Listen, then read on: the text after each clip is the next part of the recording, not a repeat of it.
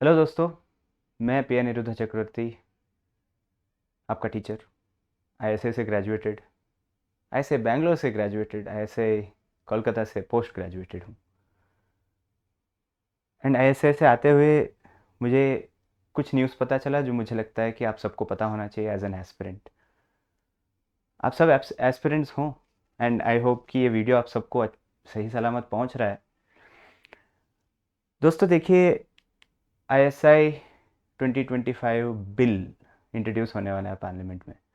अभी हमारे पास ISI 2025 bill का ड्राफ्ट है, जो इनिशियल पॉइंट्स हैं जो वो इंट्रोड्यूस करने वाले हैं।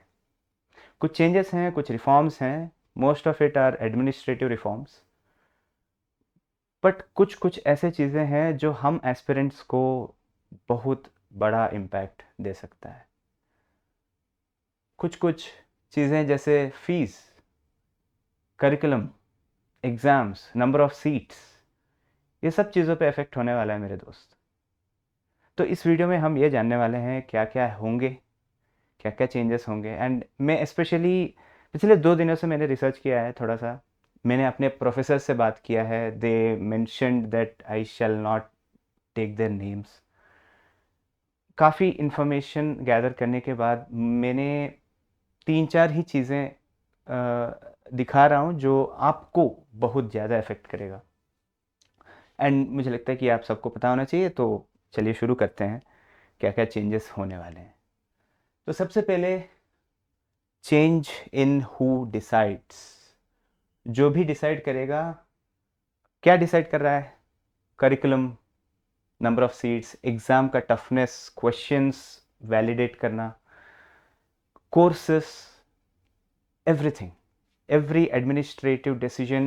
एंड इसके बाद भी देखेंगे कि एकेडमिक काउंसिल में भी चेंजेस हो रहे हैं, जिससे स्टूडेंट्स का एकेडेमिया में इफ़ेक्ट हो सकता है। तो बोर्ड ऑफ गवर्नेंस करके एक इंट्रोड्यूस कर रहे हैं, जिसमें पहले नहीं था। पहले सिर्फ काउंसिल था जिसमें सिर्फ आईएसए के प्रोफेसर्स थे। एंड अभी बोर्ड ऑफ गवर्नेंस में government of India will introduce a few candidates from their side, most of whom will be bureaucrats. सिर्फ 3 या 4 लोग हैं जो आईएसआई के रिप्रेजेंटेटिव होंगे, like dean of studies and director and all that. And director भी president द्वारा यानी गवर्नमेंट द्वारा नॉमिनेटेड होंगे। ये आप देख सकते हैं यहाँ पे, director is also nominated by the government of India. ये मेरी बातों पे मत लीजिए, मैं यहाँ पे चैप्टर और सेक्शन नंबर्स मेंशन कर रहा हूँ, 15 to 17। एज मैंने पहले बताया कि मैं लिंक नीचे दे दूंगा, आप खुद वो ड्राफ्ट पढ़िएगा। I want every aspirant to go through it, because आपको पता होना चाहिए आप किस आईएसए में एंटर कर रहे हैं। ठीक है, तो ये आपके लिए क्या मायने रखता है? Administrative decisions will be taken as per the requirement of members of government. Administrative चीज़ें हैं ज़्यादातर, जैसे कि कौन सा टाइमिंग्स होनी चाहिए, या फिर किस तरह का एटीट्यूड होना चाहिए टुवर्ड्स रिसर्च, किस तरह का रिसर्च पर ज़्यादा फंडिंग मिलेगा, किस तरह के रिसर्च पे फंडिंग नहीं मिलेगा, ये सब गवर्नमेंट डिसाइड करेगा। पहले ऐसा नहीं होता था। आईएसआई को फंडिंग वगैरह सब कुछ मिनिस्ट्री ऑफ स्टैटिस्टिक्स से आता था, and that funding was distributed according to the needs of ISI. So ISI के मेंबर्स डिसाइड करते थे पहले, अभी ब्यूरोक्रेट्स डिसाइड करेंगे। That's a change, and that could potentially mean better infrastructure. So यहाँ पे इंफ्रास्ट्रक्चर कैसे हो गया? बिकॉज कैंपस डेवलपमेंट में भी फंडिंग लगता है। जो भी फंडिंग मिल रहा है, it is also translated not just to research. Buildings हो गए, hostels, everything could get better. And as a student, I must tell you frankly that yes, betterment in infrastructure is very much required in ISI. That is true. That we were also demanding when we were there as students. But उसके साथ साथ कुछ और भी हो रहा है। That also means that very minor representation from the institute. So academia की तरफ से representation काफ़ी कम हो गया है। इसका मतलब डिसीजन जो ले रहे हैं उनको पता नहीं है स्टूडेंट्स एग्जैक्टली किस चीज़ से गुजर रहे हैं। लाइक प्रोफेसर्स अगर होते, अगर वी हैड, पहले जैसे होता था कि प्रोफेसर्स और एकेडमिशियंस ज़्यादा होते थे, तो वो ज़्यादा रिलेट भी कर पाते थे, सर ऐसा हो रहा है करके हम बता भी देते थे. But if it is a very good thing if it becomes efficient, if development in the infrastructure and the requirements of students are met immediately, अगर वो efficient हुआ, this becomes a very good thing. Board of governance अगर बदल रहा है and if it is getting towards a positive side, it's good. But problem यही है कि हम स्टूडेंट्स को ब्यूरोक्रेट से ज़्यादा हमारे प्रोफेसर से प्यार है.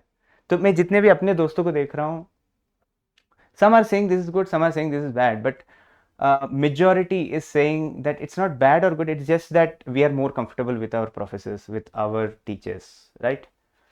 So वो एक फैक्टर है जो इस चीज़ को थोड़ा सा कंट्रोवर्शियल बना रहा है, but this affects the students very much. और अगला चीज़ है academic council is under the government now. Academic council is the body responsible for academic decisions. Academic decisions माने जो करिकुलम में जैसे पहले बता रहा था, curriculum, entrance exam, number of seats, etcetera etcetera. So exam, entrance exam, mainly aspirants हो आप तो आपके लिए entrance exam is most important.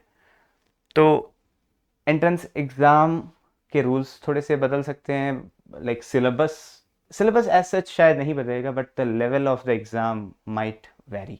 Like government के पास है वो कंट्रोल, वो अभी प्रोफेसर्स डिसाइड नहीं कर रहे हैं to a large extent. The director, so इसके हेड होते हैं, चेयरपर्सन होते हैं director, right? And that person will be nominated by the government. And earlier it consisted only of the professors of ISI, now it includes other academicians directed by the government. Yes, academic council में academicians ही हैं, but ISI के लोग नहीं हैं. So बाकी जितने भी academic representatives हैं, they are coming from outside, which is not bad, which happens everywhere.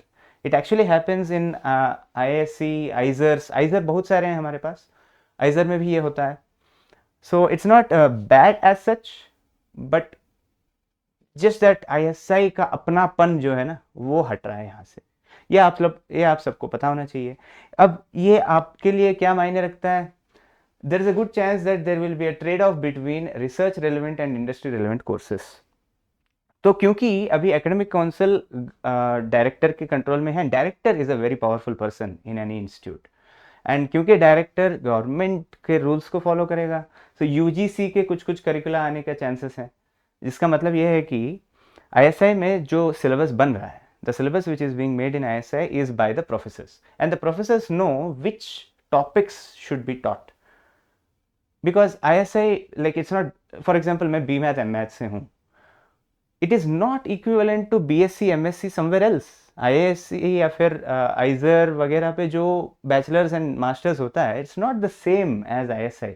ISI का standard is way higher and way more refined.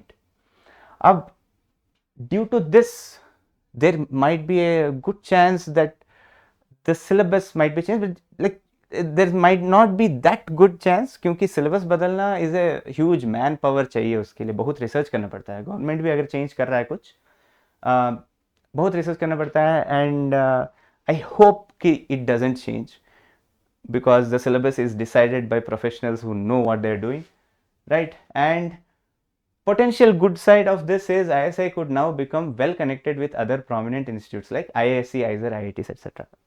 That is one possible good thing, क्योंकि अभी करिकुलम सिमिलर होने वाला है, और like the courses are which is being taught everywhere else. If that happens, like elective course भी हो सकता है, they need not be permanent courses, compulsory courses. So अगर कोर्सेस रेलेवेंट हैं तो काफ़ी सारे इंस्टीट्यूशंस अभी कनेक्टेड हो सकते हैं, बहुत सारे कॉन्फ्रेंसेस हो सकते हैं, जिसमें इंटर इंस्टीट्यूट कॉन्फ्रेंसेस हो सकते हैं, जिसमें बाहर के लोग आईएसए में आ सकते हैं, आईएसए के लोग बाहर जा सकते हैं, जो कि अभी भी होता है, बस पीएचडी कैंडिडेट्स के साथ होता है. सो समवॉट बेटर है ये, somewhat. I am not entirely sure. This is a potential good side I am saying, and probably I don't have that much to say in this because I only post graduated. Research field में कितना impact होगा, I am probably not so sure. And the same, yeah, this is the potential good side. At the same time, the premierness of the research in academic or the academic rigor in institute might face a decline. Premierness, ISI का fascination जो है ना आप में, it is because of the premierness और the academic rigour. अगर ये हो गया, अगर सिलेबस थोड़ा धीमा पड़ गया, ठंडा पड़ गया, डाइल्यूट हो गया, it is going to decline the status of ISI. So that is a possibility. तो ये है, और आप डिसाइड कीजिए क्या क्या इंपॉर्टेंट है क्या नहीं। And financial self sustainability, and मैं जस्ट मेंशन कर दे रहा हूँ, मैं हर जगह पे चैप्टर और सेक्शन नंबर बता दे रहा हूँ, you can go and check for yourself, right? Okay. Financial self sustainability, institute will now start generating its own revenue. Institute में जैसे पहले बोला था कि इंफ्रास्ट्रक्चर तो डेवलप हो सकता है क्योंकि गवर्नमेंट टेक ओवर कर रहा है, बट फंडिंग गवर्नमेंट नहीं चाहता है कि वो गवर्नमेंट खुद प्रोड्यूस करे। Government wants to get revenue from ISI now. It becomes almost a, you know, क्या बोलते हैं, एक corporate, it's called body corporate in technical terms, legal terms, and to develop the infrastructure. And how is that going to happen? Fee structure implement होगा मेरे दोस्तों। ISI में फी structure implement होने वाला है। तो इसका मतलब, मैं बी मैथ में जब पढ़ रहा था, एम मैथ में जब पढ़ रहा था, there was no fees, and on top of that we were getting stipend. Like that is one of the most attractive things about ISI, right? कि वहाँ पे फीस नहीं है and it is available to all, and based on merit in the examination, in the entrance exam, they were going to take the students. So it is purely merit based. Do you see how cool that is? अगर मैंने अच्छा पढ़ाई किया है, अगर मेरे से अच्छे नंबर आ रहे हैं, मैं मैथमेटिक्स को अच्छे से समझ रहा हूँ, वही जो हम पढ़ाते हैं यहाँ पे वेदांतों में कि भाई तुम मैथमेटिक्स को समझो, डोंट रेक्टिफाई, रट्टा नहीं मारना है, मैथमेटिक्स को समझो। मैथमेटिक्स वाला प्यार एग्जाम के थ्रू दिखता था, and they went to ISI, which is the cool thing about ISI। अभी क्योंकि वो नहीं है, अभी फीस है, it will probably become something like IITs, IISER, those kind of things, and fees भी उनके साथ comparable होगा। मैं yeah, it is a, and sponsorship investment agency से आएंगी, but fees तो implement हो रहे हैं, हमारे लिए तो वही relevant है, तो उसी बारे में देखते हैं हम। You'll have to pay fees probably comparable to other prominent institutes like IISER, IISc, IITs, those things, जहाँ पे भी आप जा रहे हो मास्टर्स करने के लिए, बैचलर्स करने के लिए, जैसे वहाँ पे फीस होता है अभी भी होगा। मंथली हो सकता है, इट कुड बी क्या बोलते हैं, semester wise. waivers, fee waivers and stipends will be may be awarded based on certain criteria like marks का। तो हमें जब स्टाइपेंड मिलता था, इट वाज नॉट लाइक तुम अंदर आ गए, ऐसे के अंदर आ गए तो तुम्हें पैसा ही पैसा मिल रहा है। No, it's not like that.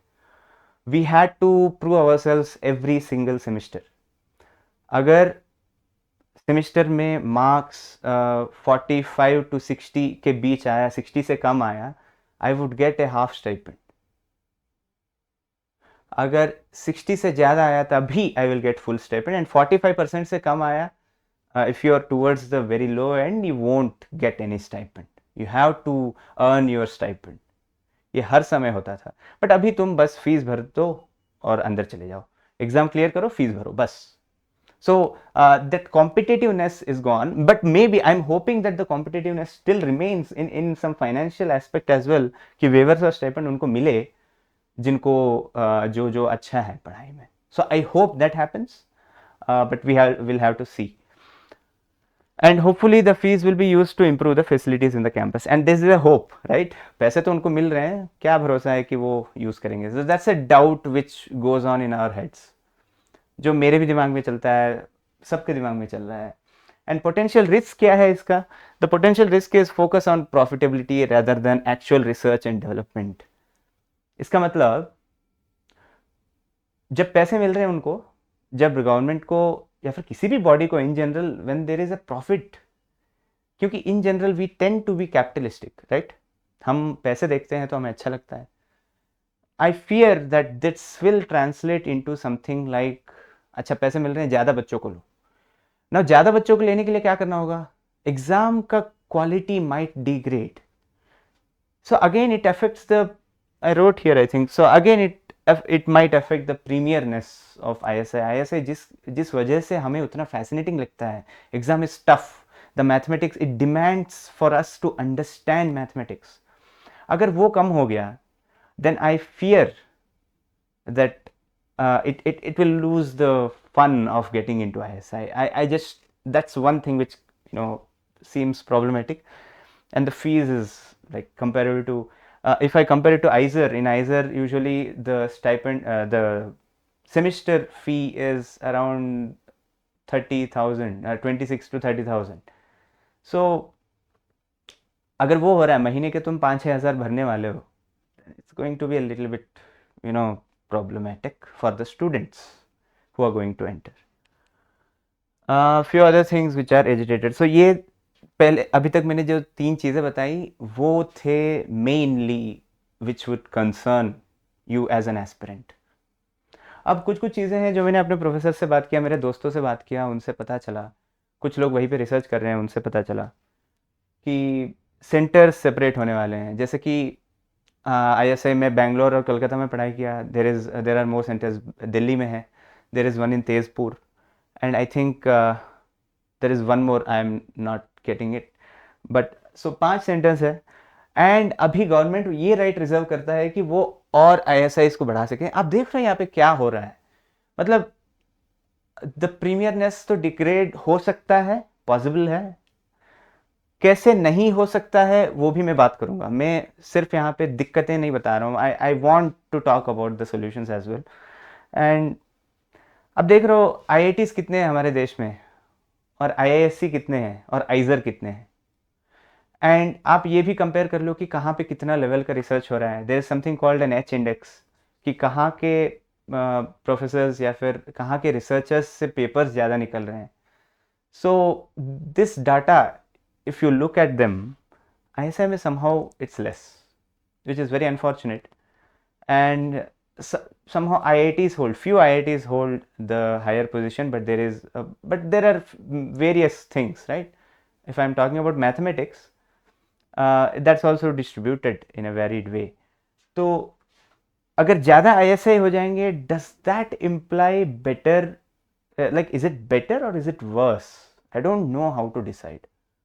I'm actually confused. Like this is professors are concerned about this. This is a concern for them, and it's just what it is. That's what is going to happen. And the legacy of this is something every professor has mentioned. The legacy of Prashant Chandra Mahalanovich, it might be hampered, because you see, ISI Kolkata was built by him. He wanted research to be untouched by agencies, research to be independent, right? And that's why whatever the structure of ISI was till now, it is, right? There is no fee, there is stipend you will get and all that. This is because of Prashant Chandra Mahalanovich. And if we lose that, we might lose the legacy of this person. And Calcutta में उनका घर है, उसके बगल में झील है. It's a beautiful place, and all this will now become government property. So some people are agitated by that, but I have nothing to say about it. As an aspirant, as a student, I cannot say much controversial about this. And conclusions and what you as an aspirant should do. It is possible that the amendments will be made to the draft bill, because मैं professor से बात किया था, ISI का representative has gone and talked to the officials over there to make some amendments in the draft bill, and it will be definitely made. It's like कोशिश चल रहा है कि fee nominal रखें and ज़्यादा गवर्नमेंट का influence ना हो, एटलीस्ट एकेडमी में. So like the curriculum उसमें, एग्जाम्स में, number of seats and all that, we are trying करके बोले हैं मेरे professors, that we are trying to keep it out of government's hands. So कोशिश है उनका. एंड आप अपना ओपिनियन बताएं कमेंट में, आप उधर वेबसाइट में जाके खुद देखें. As an aspirant, the best thing you must do is go through the bill. 30 page है. I don't want you to go to everything, but at least जो मैंने चैप्टर्स यहाँ पे मेंशन किया है इस स्लाइड्स में, go to that. That will like you will have an idea कि आप कहाँ जा रहे हो, right? Go through the draft bill and read it. Yeah, so what happens to ISA now boils down to कौन पहला director बन रहा है. एज मैंने पहले भी बोला था, डायरेक्टर का बहुत ज़्यादा पावर है.